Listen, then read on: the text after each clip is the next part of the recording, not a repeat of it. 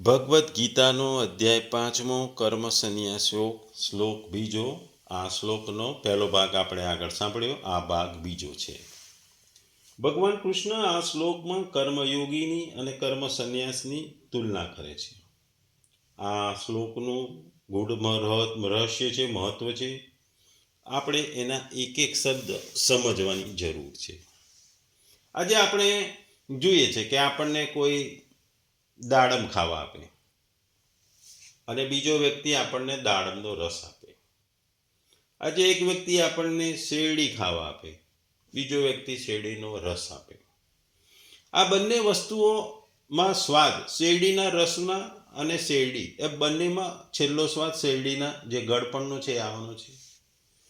દાડમમાં પણ દાડમનો રસ કોઈ આપે કે દાડમ આપણે જાતે ફોલીને ખાઈએ, એ બંનેમાં દાડમનો જે રસ છે એનો સ્વાદ આવવાનો છે, મીઠાશ આવવાની છે. પણ બંને વસ્તુઓ છેલ્લે તો એનો સ્વાદ છે એ આવવાનો છે. જેમ દુનિયામાં આપણે કોઈ પણ યોગ કરો કે જ્ઞાન યોગ કરો, ભક્તિ યોગ કે કર્મ કરો, છેલ્લે આપણે ભગવાનની પ્રાપ્તિ છે કે દુનિયાવી ચીજોથી દૂર થઈ જવું છે. આપણે કોઈનાથી આસક્તિ બંધાય અને ભગવાનને પામીએ યા મોક્ષને પામીએ. એમ જેમ રસનો સ્વાદ છેલ્લે તો એ જ રહે છે, પણ દાડમનો રસ કોઈ તૈયાર આપે એ ઇઝીથી પીવાય છે, જ્યારે દાડમ ફોલીને ખાવું એ થોડું અઘરું પડે છે. જેવી રીતે શેરડી જાતે કાપીને એને ચાવવી તકલીફ પડે છે, થોડી વાર લાગે છે, જ્યારે શેરડીનો તૈયાર રસ બનેલો આપણને પીવા આપે એ સીધો અને સરળ ઉતરી જાય છે.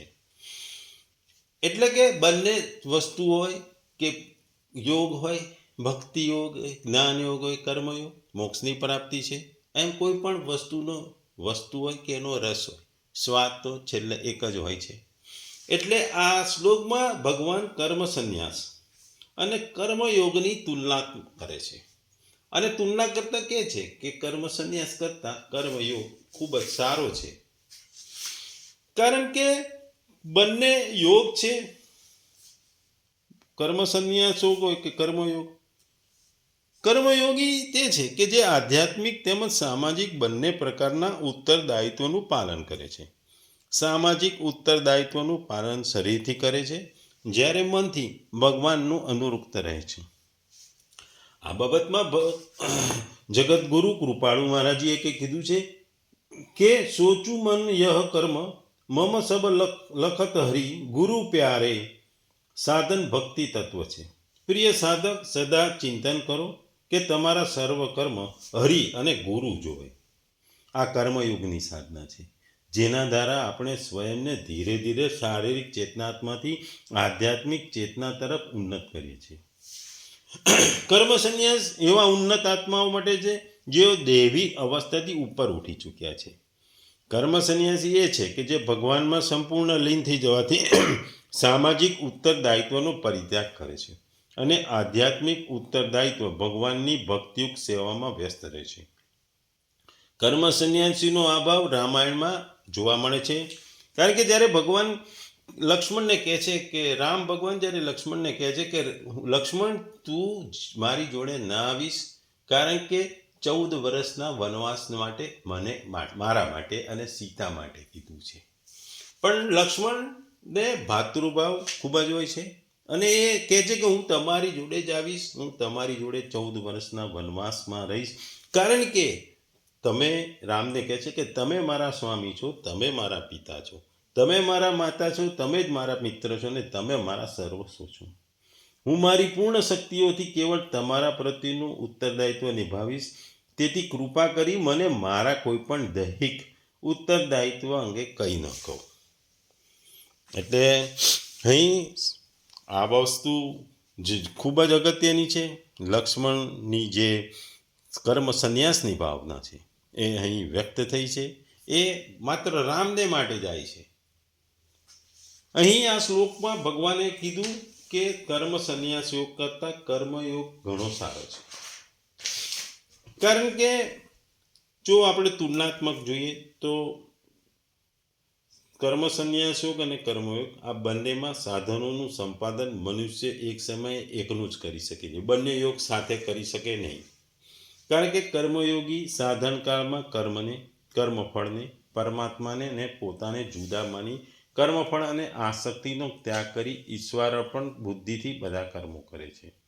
જ્યારે કર્મ સંન્યાસી એવું માને છે કે માયાથી ઉત્પન્ન થયેલા બધા ગુણો જ ગુણોમાં વર્તી રહ્યા છે અથવા ઇન્દ્રિયો જ ઇન્દ્રિયોના અર્થમાં વર્તી રહ્યા છે. તેથી તે મન, ઇન્દ્રિયો અને શરીર વડે થનારી બધી જ ક્રિયાઓમાં કર્તાપણાના અભિમાનથી રહિત થઈ માત્ર સર્વવ્યાપી સચ્ચિદાનંદ પરમાત્માના સ્વરૂપમાં અભિન્ન ભાવે સ્થિત રહે છે. કર્મયોગી પોતાને કર્મોનો કર્તા માને છે, જ્યારે કર્મ સંન્યાસ યોગી પોતાને કર્તા માનતો નથી. કર્મયોગી પોતાના કર્મો ભગવાનને અર્પણ કરે છે, જ્યારે કર્મ સંન્યાસ યોગી મન અને ઇન્દ્રિયો વડે થનારી અહંતા રહિત ક્રિયાઓને કર્મ માનતો નથી. કર્મયોગી પરમાત્માને પોતાનાથી અલગ કે જુદા માને છે, જ્યારે કર્મ સંન્યાસી સદા અભેદ માને છે. કર્મયોગી પ્રકૃતિ અને પ્રકૃતિના પદાર્થોની સત્તાને સ્વીકારે છે, જ્યારે કર્મ સંન્યાસી યોગી માત્ર એક બ્રહ્મ સિવાય કોઈની પણ સત્તાને સ્વીકારતો નથી. કર્મયોગી કર્મફળ અને કર્મની સત્તા માને છે, જ્યારે કર્મ સંન્યાસી યોગી બ્રહ્મથી ભિન્ન કર્મો અને તેમના ફળની સત્તાનો સ્વીકારતો નથી, ત્યારે તેની સાથે કોઈ પણ પ્રકારનો સંબંધ પણ માનતો નથી. આ પ્રમાણે બંનેની સાધન પ્રણાલીઓ અને માન્યતાઓમાં પૂર્વ પશ્ચિમની જેટલો મોટો તફાવત છે. તેથી આ બંને નિષ્ઠાઓનું સાધન કોઈ પણ એક મનુષ્ય એક જ કાળમાં એક સાથે કરી શકે નહીં. તે સિવાય જો બંને સાધનોને મળીને કલ્યાણકારી બની શકે તો પછી અર્જુનને એવો પ્રશ્ન કરવાની જરૂર નથી કે આ બંનેમાંથી મને એક સુનિશ્ચિતકારી કલ્યાણકારી સાધન બતાવો. અને ભગવાને એવો પણ જવાબ ન આપ્યો કે કર્મ સંન્યાસ કરતાં કર્મયોગ સંન્યાસ કરતાં કર્મયોગ શ્રેષ્ઠ છે, અને જે સંસ્થાન કર્મ સંન્યાસીઓને મળે છે તે કર્મયોગીને પણ મળે છે. તેથી એમનું માનવું વધુ યોગ્ય ગણાશે કે આ બંને નિષ્ઠાઓ સ્વતંત્ર છે, જો કે બંનેનું ફળ એક જ છે, અને તે યથાર્થ તત્વજ્ઞાન વડે પરમ કલ્યાણ સ્વરૂપ પરમેશ્વરની પ્રાપ્તિ કરવી કે મોક્ષની પ્રાપ્તિ કરવી. અધિકારી ભેદથી સાધનમાં સુગમતા હોવાને કારણે અર્જુન માટે કર્મ સંન્યાસ કરતાં કર્મયોગ જ શ્રેષ્ઠ હતો, કારણ કે અર્જુન સમાજમાં જીવતો હતો, યોદ્ધા હતો, ક્ષત્રિય હતો અને એ રાજા તરીકે કામ કરતો હતો. યુદ્ધ કરવું એની એક ફરજ હતું, એક કર્તવ્ય કર્મ હતું. એના માટે કર્મ સંન્યાસ યોગ કરતા, કારણ કે અર્જુને કર્મ સંન્યાસની વાત કરી હતી કે હું આ બધું યુદ્ધ મેદાન છોડી હું ભિક્ષુક થઈ ગઈ, હું ભિક્ષા માંગીને જીવન જીવીશ. એટલા માટે ભગવાન અર્જુનને કહે છે કે બંને યોગો સારા છે, બંને સારા માટે છે, પણ આ તારા માટે કર્મયોગ શ્રેષ્ઠ છે, કારણ કે તારા ક્ષત્રિય તરીકેના કર્મ કરી યુદ્ધમાં લડવાનું છે. કર્મયોગી કર્મ તો કરતો હોય છે, તો પણ તે હંમેશા સંન્યાસી જ હોય છે, અને તે સુખપૂર્વક અનાયાસ જ આ સંસાર બંધનમાંથી મુક્ત થઈ જાય છે. તેને સર્વત્વરે પરમાત્માની પ્રાપ્તિ થાય છે. પ્રત્યેક અવસ્થામાં ભગવાન તેનું રક્ષણ કરે છે, અને કર્મયોગનું થોડુંક પણ સાધન જન્મ મરણ રૂપી મહાન ભયમાંથી મુક્ત કરી સાધકનો ઉદ્ધાર કરે છે. જ્યારે જ્ઞાન યોગ એટલે કે કર્મ સંન્યાસનું સાધન કલેશયુક્ત છે. કર્મયોગનું સાધન કર્યા પહેલાં તે સાધન કરવું અઘરું છે. આ જ બધા કારણોથી જ્ઞાનયોગ કરતાં કર્મયોગને એટલે કે કર્મ સંન્યાસ યોગ કરતાં કર્મયોગને શ્રેષ્ઠ ગણવામાં આવે છે. એટલે ભગવાન આ બે યોગની તુલનાત્મક વાતો કરે છે. જો કે યોગ વિના કર્મ અને જ્ઞાન બંને બંધનકારક છે.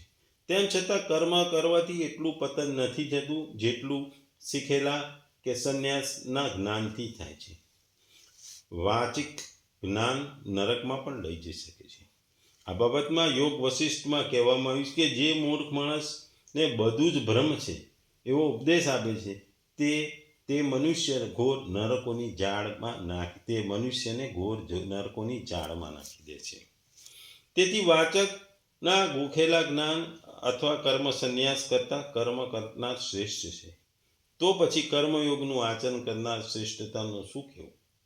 કર્મ સંન્યાસ યોગ તો માત્ર પોતાના સ્વયં માટે જ ઉપયોગી હોય છે, પરંતુ કર્મયોગી પૂરા સંસાર માટે ઉપયોગી છે. જે સંસાર માટે ઉપયોગી છે તે પોતાના માટે પણ ઉપયોગી બની જાય છે. એ નિયમ છે.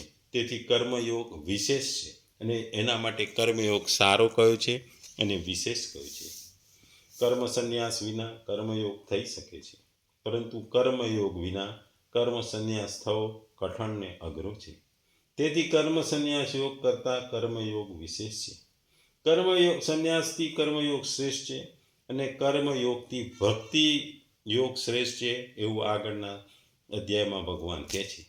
તેથી ગીતામાં પ્રથમ સાંખ્યયોગ, પછી કર્મયોગ અને ભક્તિયોગ આ ક્રમથી વિવેચન કરવામાં આવ્યું છે. મુખ્ય આ ત્રણ યોગની ભગવાને ગીતામાં વાત કરી છે. ફળ આપવામાં કર્મ સંન્યાસ અને કર્મયોગ એક છે. સાધનમાં કર્મયોગ અને ભક્તિયોગ એક છે. મૈત્ર કરુણા એવ ચ, કારણ કે કર્મયોગ અને ભક્તિયોગ બંનેમાં બીજાને સુખ આપવાનો ભાવ રહેલો છે. કર્મ કરવામાં કર્મય અને કર્મયોગી એક છે અને તત્વજ્ઞ મહાપુરુષ અને ભગવાન પણ કર્મ કરવા સાથે છે. આ પ્રમાણે કર્મ, જ્ઞાનયોગી, ભક્તિયોગ અને ભગવાન ચારેય સાથે કર્મયોગી એક થઈ જાય છે. એ આ કર્મ